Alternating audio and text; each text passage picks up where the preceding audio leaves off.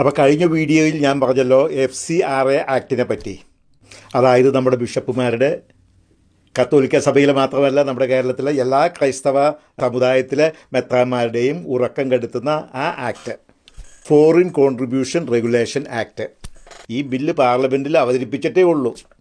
അതിനു മുമ്പ് നമ്മുടെ മെത്രാന്മാർ തല്ലിപ്പടയ്ക്കാൻ തുടങ്ങി, അവർ ഉറക്കം നശിക്കാൻ തുടങ്ങി. ഇതിൻ്റെ അകത്ത് എന്താണ് കാര്യമായിട്ട് പറഞ്ഞിരിക്കുന്നത്? എന്താണ് ഈ ബില്ലിൻ്റെ ഉദ്ദേശം?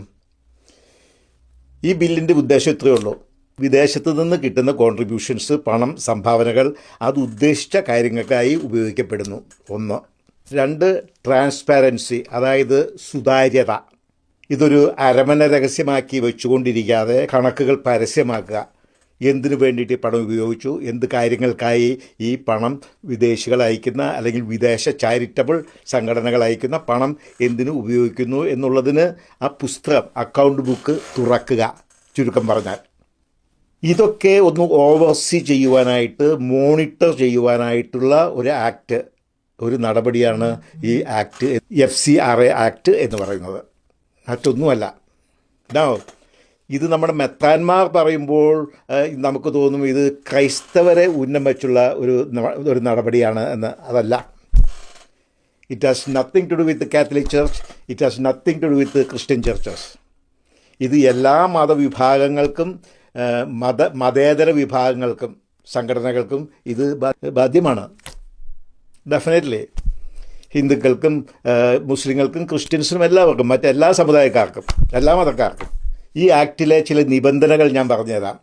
ഇതനുസരിച്ച് NGOs, അതായത് നോൺ ഗവൺമെൻറ്റൽ ഓർഗനൈസേഷൻസ്, ഇതുപോലുള്ള സംഭാവനകൾ സ്വീകരിക്കുന്ന NGOs ആ പണം മറ്റൊരു NGOക്ക് കൈമാറ്റം ചെയ്യുക സാധ്യമല്ല. ഇത്ര നാൾ അത് ചെയ്യുമായിരുന്നു. ഉദാഹരണത്തിന് ഒരു അനാഥശാലയ്ക്ക് കിട്ടുന്ന പണം അത് വേണമെന്നുണ്ടെങ്കിൽ അത് ഒരു വൃദ്ധസദനം നടത്തുന്ന ഓർഗനൈസേഷന് കൈമാറാമായിരുന്നു. അത് പാടില്ല.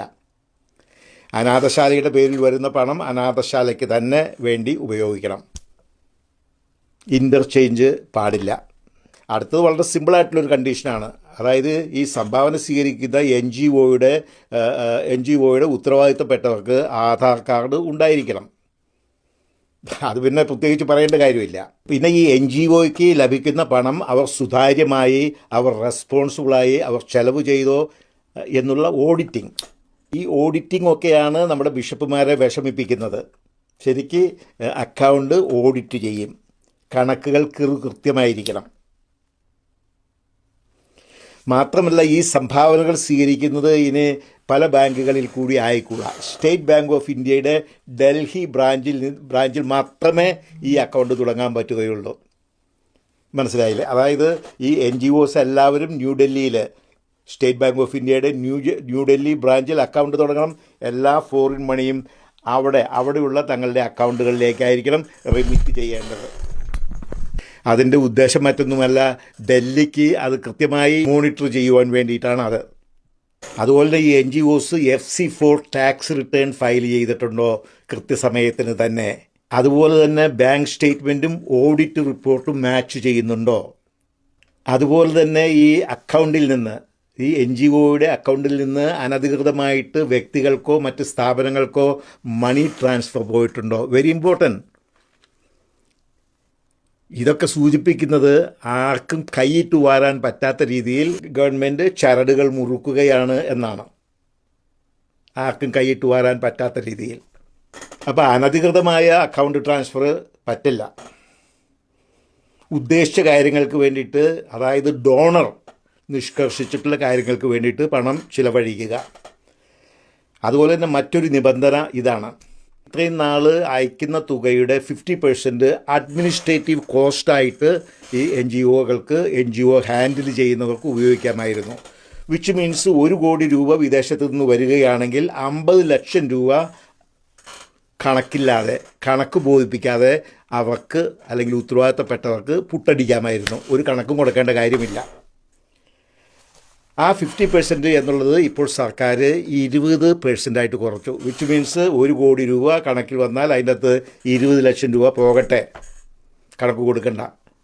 അഡ്മിനിസ്ട്രേറ്റീവ് കോസ്റ്റ് ഊബർ വിളിച്ചതിൻ്റെ അല്ലെങ്കിൽ ഫുഡ് കഴിച്ചതിൻ്റെ വാട്ടെവർ, ടാക്സി വിളിച്ചതിൻ്റെ, റെൻറ്റ്, വാടക, എന്ത് വേണമെങ്കിലും ആയിക്കോട്ടെ. പക്ഷേ 80% കണക്ക് വേണം. 80% സുതാര്യമായി ചിലവാക്കിയിരിക്കണം. അതിന് സുതാര്യത വേണം, അതിന് ഓഡിറ്റിങ് വേണം, അതിന് ബാങ്ക് ട്രാൻസ്ഫർ പാടില്ല, അതിന് ബാങ്ക് സ്റ്റേറ്റ്മെൻറ്റ് വേണം, ഓഡിറ്റ് റിപ്പോർട്ട് വേണം, ഇതെല്ലാം വേണം. അപ്പോൾ ഇത് ന്യൂനപക്ഷത്തെ പീഡിപ്പിക്കുന്നതാണ് എന്നുള്ള രീതിയിൽ നമ്മുടെ മെത്രാന്മാർ അതിന് കളർ പൂശുന്നതിൽ യാതൊരു അർത്ഥവുമില്ല. ഇതിൻ്റെ അകത്ത് മെത്രാന്മാർക്കുള്ള വിഷം അവർക്ക് കൈയിട്ട് വരുവാൻ പറ്റുകയില്ലല്ലോ എന്നുള്ളൊരു സങ്കടം മാത്രമേ അവർക്കുള്ളൂ. അല്ലാതെ മറ്റൊരു വിധത്തിലും ഇത് NGOസിനെ ബാധിക്കുന്നില്ല, ചാരിറ്റി പ്രവർത്തനങ്ങളെ ബാധിക്കുന്നില്ല. എന്തെങ്കിലും ഉണ്ടെങ്കിൽ ചാരിറ്റി പ്രവർത്തനങ്ങൾക്ക് കൂടുതൽ ഫണ്ട് കിട്ടുകയേ ഉള്ളൂ. ഉദാഹരണം പറഞ്ഞെങ്കിൽ 50% കണക്കില്ലാതെ ചിലവാക്കാമെന്നുള്ളത് ഇപ്പോൾ അത് 20% കുറച്ചു. അപ്പോൾ ഒരു 30% കൂടി അവർക്ക് ചാരിറ്റി പ്രവർത്തനത്തിൽ കിട്ടും. അപ്പോൾ എൻ്റെ അഭിപ്രായത്തിൽ ഇത് നമ്മുടെ സാധാരണക്കാർക്ക് നല്ലൊരു ന്യൂസാണ്. ഇത് മെത്രാന്മാർക്ക് അത് ഒന്നും വിടാതെ സർവ്വസഭ, നമ്മുടെ ക്രൈസ്തവ സമൂഹത്തിലുള്ള എല്ലാ മെത്രാന്മാരും നെഞ്ചത്തിട്ടടിച്ച് കരയുകയാണ്. അപ്പം തന്നെ നമുക്ക് മനസ്സിലാക്കാം അവരുടെ ഉദ്ദേശം എന്തുദ്ദേശമാണ് എന്ന്.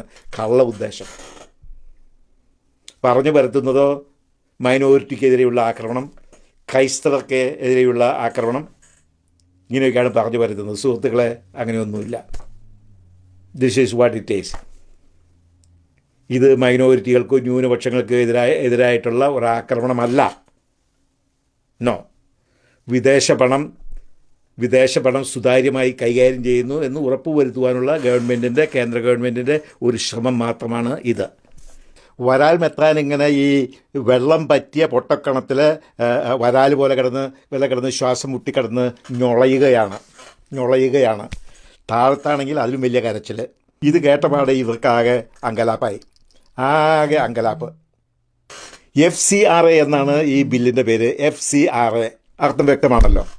അപ്പോൾ ഇത് കേട്ടപ്പോഴത്തേക്കും വരാൽ മെത്രാനാകെ വെപ്രാളത്തിലായി പറയണം, അയ്യോ ഇത് നടപ്പിലായാൽ നമ്മളുടെ ചാരിറ്റി പ്രവർത്തനങ്ങളെ അത് കണ്ടമാനം ബാധിക്കും. ഇപ്പോൾ ഞങ്ങളുടെ രൂപതയിൽ തന്നെ അതായത് ചങ്ങനാശ്ശേരി രൂപതയിൽ തന്നെ 120ഓളം ചാരിറ്റി പ്രസ്ഥാനങ്ങൾ കന്യാസിമാർ നടത്തുന്നുണ്ട് ഈ പണം കൊണ്ട്. അതിനെയൊക്കെ അത് വല്ലാതെ ബാധിക്കും. ഉരുക്കുമെത്രാൻ താഴത്ത് പറയുന്നു ഏതാണ്ട് ഇതൊക്കെ തന്നെ. പക്ഷേ അതിൻ്റെ കൂടെ പുള്ളി ഒരു തള്ളും കൂടി തള്ളാനായിട്ട് മറന്നുപോയില്ല. അദ്ദേഹം പറഞ്ഞു, ഞാൻ ഇത് കേട്ടപാടെ ഞാൻ ഡൽഹിയിലേക്ക് വിളിച്ചു. ഞാൻ കഴിഞ്ഞ CBCI പ്രസിഡൻ്റ് ആയിരുന്നല്ലോ, അത് വെച്ചുള്ള സ്വാധീനം ഉപയോഗിച്ച് ഞാൻ ഡൽഹിയിലേക്ക് വിളിച്ചിരുന്നു. അപ്പോൾ അവർ ഇതിനെപ്പറ്റി ശരിക്കും പഠിക്കാമെന്നും ചിന്തിക്കാമെന്നും പറഞ്ഞിട്ടുണ്ട്. അത് പുള്ളിയുടെ ഒരു തള്ള്. CBCI പ്രസിഡൻ്റ് ആയിരുന്നു അത്രേ. പുള്ളി അത് അക്കൂട്ടത്തിക്കിടെ ഒരു തള്ള്, നെയിം ഡ്രോപ്പിംഗ് എന്ന് പറയും. ഞാൻ ചോദിക്കുന്നത്, ഇവരിങ്ങനെ കിടന്ന് പൊള്ളണെന്തിനാണ്, ഇവരിങ്ങനെ ആദ്യം കൊള്ളണെന്തിനാണ് ഞാൻ ചോദിക്കുന്നത്. ഫോറിൻ കോൺട്രിബ്യൂഷൻ റെഗുലേഷൻ ആക്ട് എന്ന് വെച്ചിട്ടുണ്ടെങ്കിൽ അതിൻ്റെ അർത്ഥം ഇത്രയേ ഉള്ളൂ. വിദേശത്ത് നിന്ന് പാവപ്പെട്ട പ്രവാസികളും അതുപോലെ മറ്റ് ചാരിറ്റബിൾ സംഘടനകളും അയക്കുന്ന പണം അവർ വിശ്വസ്തയോടെ കൈകാര്യം ചെയ്യുന്നുണ്ട് എന്ന് ഉറപ്പുവരുത്തുക. അത് ഉറപ്പുവരുത്തുവാനുള്ള ഒരു ആക്ട്, അത്രയേ ഉള്ളൂ. അതിനാരും ഇത്ര ബേജാറാകേണ്ട യാതൊരു കാര്യമില്ല.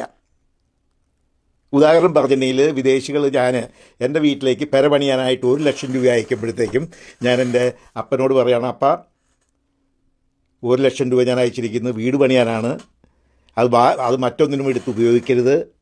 അതിനകത്ത് വേണമെന്നുണ്ടെങ്കിൽ 10,000, 10,000, 20,000 രൂപ അപ്പം വെള്ളം കുടിക്കാനോ കൂട്ടുകാർക്ക് വെള്ളം കുടിച്ച് ആഘോഷിക്കാനോ ഉപയോഗിച്ചോ. പക്ഷേ 80% തന്നെയെങ്കിലും അപ്പൻ വീട് പണിയാൻ ഉപയോഗിക്കണം. ഇത്രയാണ് ഗവൺമെൻറ് പറയുന്നത്.